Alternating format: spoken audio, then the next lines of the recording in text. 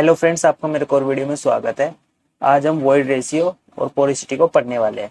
इन दोनों के बीच में रिलेशन देखेंगे और इनसे इम्पोर्टेंट जितनी भी चीजें होगी एग्जाम से रिलेटेड वो सारी चीज देखेंगे। अभी तक हम 3 फेज डायग्राम को देख चुके हैं। आपको आई बटन में कंप्लीट सॉइल मैकेनिक्स की प्लेलिस्ट मिल जाएगी जिसमें हम पूरी सॉइल मैकेनिक्स को कंप्लीट करेंगे, तो आप वहां से जाके देख सकते हैं। तो चलिए स्टार्ट करते हैं। तो हमारा सबसे पहले क्या आता है, वॉइड रेशियो। हमारा वॉइड रेशियो क्या होता है, हम इसको डिनोट करते हैं ई से। ठीक है, ये याद रखना, यही पूछ लेते हैं बहुत बार। तो हम इसको किससे डिनोट करते हैं, ई से।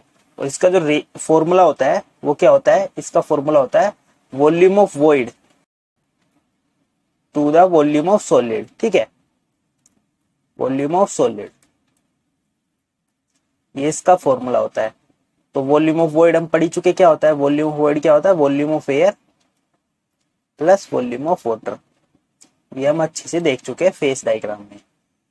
और जो इसकी रेंज होती है वो किसके किसके बीच में होती है, इसकी रेंज जो होती है ना वो 0 से इन्फिनिटी के बीच में होता है, मतलब वॉइड रेशियो इनके बीच में होगा।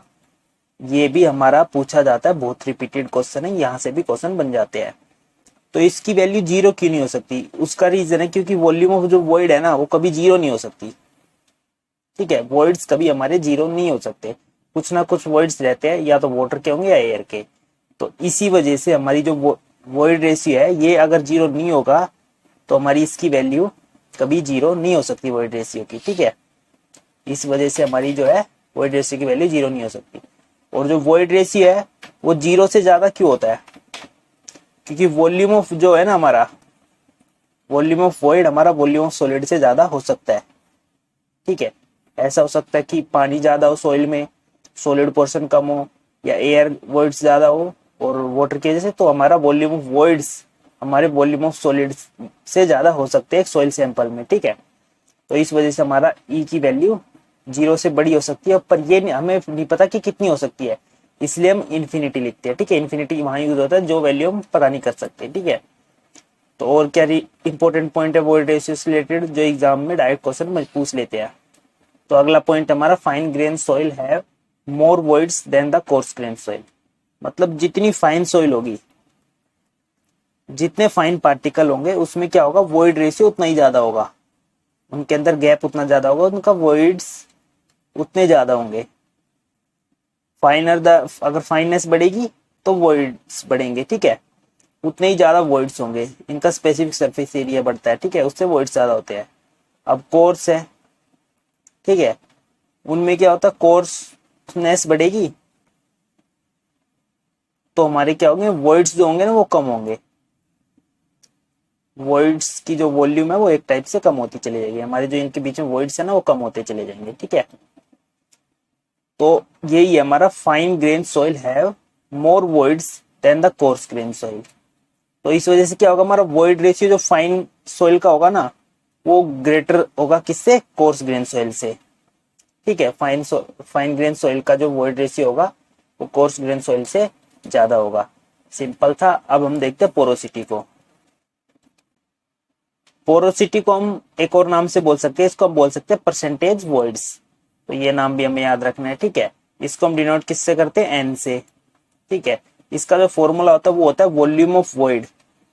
ठीक है, वॉल्यूम ऑफ वॉइड्स, ठीक है, to the total volume. Total volume किसकी, टोटल वॉल्यूम एक सॉइल सैंपल की। ठीक है, एक सॉइल सैंपल की total volume divide volume of void divide by total volume. ठीक है, वॉल्यूम ऑफ वॉइड हमें पता है। और porosity represent the water holding capacity, तो ये भी पूछ लेते हैं पोरोसिटी क्या रिप्रेजेंट करती है। तो रिप्रेजेंट करती है एक सॉइल सैंपल की वाटर होल्डिंग कैपेसिटी, ये भी डायरेक्ट पूछ लेते हैं। ठीक है, और क्या इससे इंपॉर्टेंट है पोरोसिटी से, इसकी रेंज किसके किसके बीच में होती है। ठीक है, इसकी रेंज होती है 0 से 1 के बीच में। ठीक है, या फिर हम 0 से 100 भी लिखा हो सकता है। ठीक है, 100 भी लिखा हो सकता है। ठीक है, क्योंकि ये हम परसेंटेज में ले लेते हैं और ये हमने रेशियो में ले लिया है, तो इसमें कंफ्यूज नहीं है ना, यहाँ हमने 100 यूज किया था। ठीक है, ये ना ये हम परसेंटेज में लेते हैं। ठीक है, अगर यहाँ पर 100 नहीं लगाते तो ये हम रेशियो में ले रहे होते। ठीक है, वॉल्यूम वॉल्यूम का रेशियो।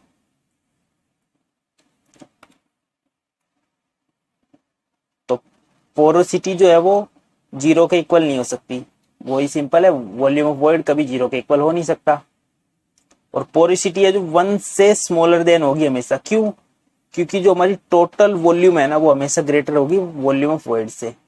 क्यों? क्योंकि जो टोटल वॉल्यूम है ना उसमें volume of void plus volume of solid है, तो वॉल्यूम ऑफ सॉलिड भी इसमें एक्स्ट्रा है, तो वॉल्यूम ऑफ वॉइड से हमेशा ये ज्यादा होगी। ठीक है, सिंपल था। अब हम इनके बीच का रिलेशन देखते हैं, relation between void ratio and porosity. ठीक है, बड़ा सिंपल रिलेशन है, और ये रिलेशन के बाद हमें फॉर्मूले भी डायरेक्ट हमको याद रखने हैं, क्योंकि वो डायरेक्ट फॉर्मूले से बहुत ज्यादा एमसीक्यू बनते हैं। तो हमको दो फॉर्मूले पता लग गए, एक पोरोसिटी का एक वॉइड रेशियो का। तो हम इस फॉर्मूले को ऐसे लिख सकते हैं 1/n, तो ये भी इनवर्स हो जाएगा, तो वॉल्यूम ऊपर चली जाएगी और वॉल्यूम ऑफ वॉइड नीचे आ जाएगा। ठीक है, और इसको हम कैसे लिख सकते हैं, हमें पता है टोटल वॉल्यूम, हम कैसे लिख सकते हैं इसको, volume of void plus volume of solid.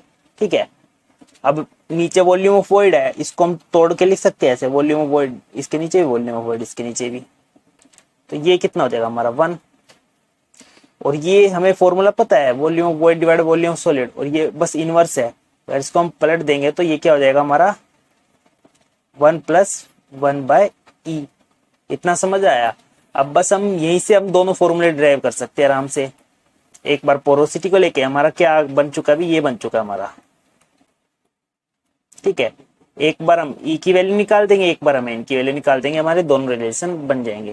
पहले हम n की निकालते हैं जैसे, ठीक है, तो 1/n है, उस साइड क्या है हमारा हो जाएगा, ये इसको पहले इनवर्स कर देते हैं। ठीक है, तो 1/n को इनवर्स कर देंगे तो क्या हो जाएगा हमारा n, और उस साइड क्या हो जाएगा हमारा, पहले वो कर देते 1 + ये अभी 1/e रखते हैं। ठीक है, तो e, इसको हमने पहले यहाँ एलसीएम लेके सोल्व कर लिया, अब इसको इनवर्स पलट देते हैं बस, तो n की वैल्यू क्या आ जाएगी हमारी e/e + 1। ठीक है, ये हमारा एक रिलेशन हो गया जो हमें डायरेक्ट भी याद रखना है। ठीक है, इससे एमसीक्यू बहुत ज्यादा पूछते हैं, तो ये इंपॉर्टेंट है। और दूसरा कैसे निकाल देंगे, हम इसको उस साइड ले जाएंगे बस, और फिर इसको पलट देंगे, इनवर्स कर देंगे। ठीक है, तो 1/n - 1 = 1/e। ठीक है, अब क्या करेंगे,